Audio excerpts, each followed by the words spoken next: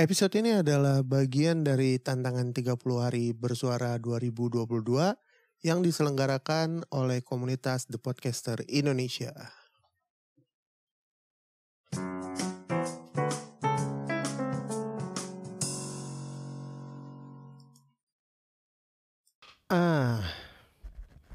Kita masuk ke episode yang agak lain ini.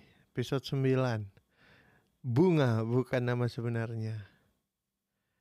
Ya, untuk episode ini gue sebenarnya mau ngasih series, cuman ini series udah agak lama dan mungkin ini biar temen gue aja kali ya yang ngasih rekomendasi. Dan kebetulan series ini adalah series Korea. Gue agak-agak samar ya, 2010 apa 2011 gitu seriesnya. Nah nanti in detail gue kasih. Nah nanti in detail temen gue lah yang ngomongin series ini di sesi selanjutnya. Kali ini gantian dulu. Kalau lo orang suka dengan pembawaannya dia, ya udah berarti mungkin next bakal ada episode lain. Ya sebut aja nama temen gue ini Bunga lah, biar sama kayak di topik dari 30 hari bersuara 2022.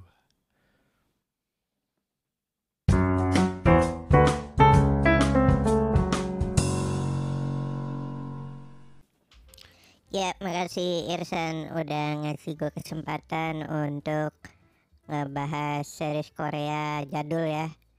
Nah, series Korea jadul ini judulnya adalah Dating Agency Sairano. Nah, Dating Agency Sairano ini dia rilis di 2013. Terus disutradarai oleh Kang Kyung Hoon dan ditulis oleh Shin Jae-woon di TVN. Total episodenya ada 16. Terus langsung aja kali ke pembahasan sinopsisnya.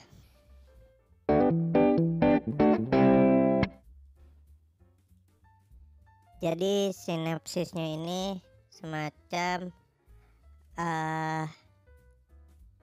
agensi untuk perjodohan, tapi mereka menolong orang satu persatu gitu. Dan agensi Sairano ini membantu para klien-kliennya untuk mendapatkan cinta sejatinya dengan cara di setup. Jadi ala-ala prank, tapi yang di prank itu adalah si calon orang yang disukai sama klien dari agensi ini. Banyak banget kejadian-kejadian kocak, aneh, lucu, sama aja ya kayak kocak. Tapi yang jelas Dating Agency Sairano ini cukup membuat hari-hari gua di tahun 2013 cerah gitu ya. Karena ada idola gua, salah satu pemainnya yaitu Sooyoung. Mungkin dibahas dulu untuk cast-nya dan beberapa additional cast member. Jadi untuk cast utamanya di sini ada Lee Jong Hyuk sebagai Seo Byung Hun, terus ada Sooyoung sebagai Ko Min Young, ada Hong Jong Hyun sebagai Mujin, ada Jo Yoon Woo sebagai Arang, ada Lee Chun Hee sebagai Cha Sung Pyo, ada Bae Sung Woo sebagai Min Sik, ada Kim Min Kyo sebagai Yong Dal, ada Kim Jung Hwa sebagai Yeon Yi Sul, ada Han Yo Jo sebagai Hyeri. Untuk cast membernya ada Kim Dong Suk, ada Lee Jae Jun, ada Kim Sun Bin, ada Ji Jin Hee, ada Lee Chung Ah, ada Choi Won Young, ada Lee Yoon Ji, ada Lim Hyung Jun, ada Tae Min, ada Jo Yun So, ada Lee Kwang Soo, ada Go Jae Yi, ada Jung Yumi, ada Kong Yu, ada Ye Ji Won, ada Lim Won Hee, ada Yoon Soo Jung, dan ada Jung Kang Hee. Banyak banget anjir cast-nya dan additional cast. Iya, seperti yang tadi gue bahas, jadi series Korea ini banyak ngebikin apa ya, bisa dibilang kebetulan untuk membuat si target yang diincar sama kliennya ini tuh tergugah dan merasa bahwa kliennya ini adalah orang yang terpilih atau jodohnya gitu. Nah ini gue baru buka IMDb. Di IMDb untuk skornya ada 6,9/10 dari 215 orang yang vote. Memang tidak terlalu banyak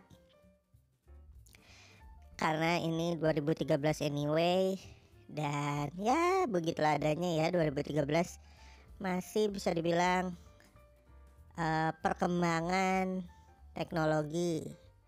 Jadi untuk series ini mungkin gak terlalu banyak yang mau ngevote di IMDb. Nah kenapa gua mau bahas Serrano Agency? Seperti yang tadi gue bilang, series ini cukup mewarnai hari-hari gua di tahun 2013 karena pada masa itu gue lagi suka banget sama Suyong SNSD dan kebetulan dia main di series ini.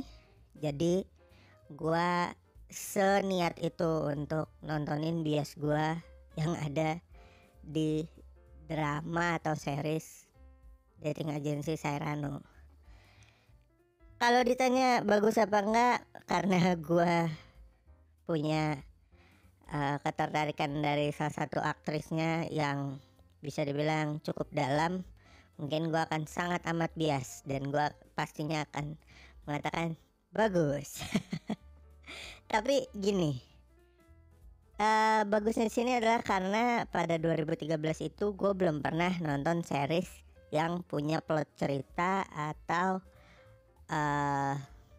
cara handling,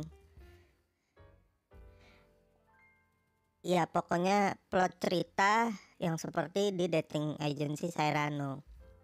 Ketika gue nemuin plot ini, gue cukup tergelitik dan kayak bisa ya orang bikin kayak gini. Dan harusnya kan berarti ada inspirasi-inspirasi lain di dunia nyata yang akhirnya ngebuat cerita yang selucu, sekompleks dan semenghibur dating agency Serrano gitu. Apa yang membuat series ini bagus? Tentunya pertama adalah ada Suyong. Makanya kan gue bilang gue akan bias banget sama series ini. Kedua adalah plot yang tiap episodenya itu membuat kita terkejut akan kejutan-kejutan dan cara para agensi ini untuk bisa mewujudkan impian dari kliennya, which is punya pacar yang mereka targetin.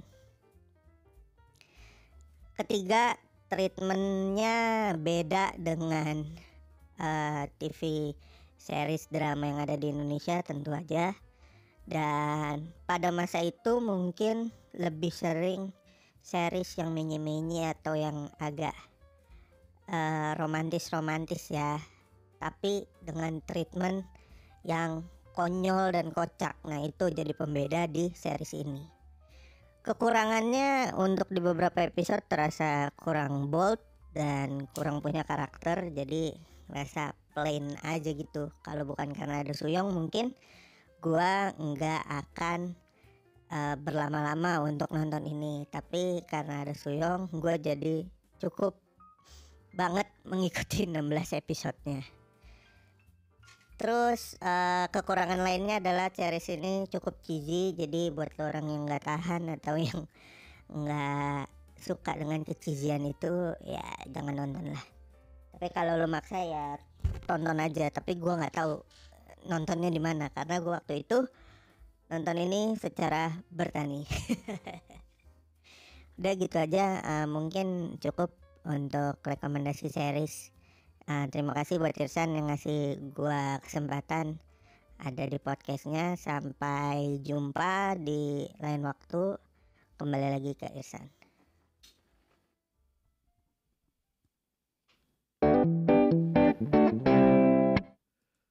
Nah ya itu tadi series dari Bunga, seorang teman yang gue berikan kesempatan untuk bisa menyampaikan seriesnya di episode ini. Nah menurut lo gimana cara pembawaan Bunga? atau series yang Bunga rekomendasikan, langsung taruh di kolom komentar kalau berkenan, atau langsung DM gua, ntar gue sampein ke Bunga. Mungkin segitu aja untuk episode kali ini. Gue dan 56 pamit, sama Bunga pamit. Sampai jumpa. Ciao.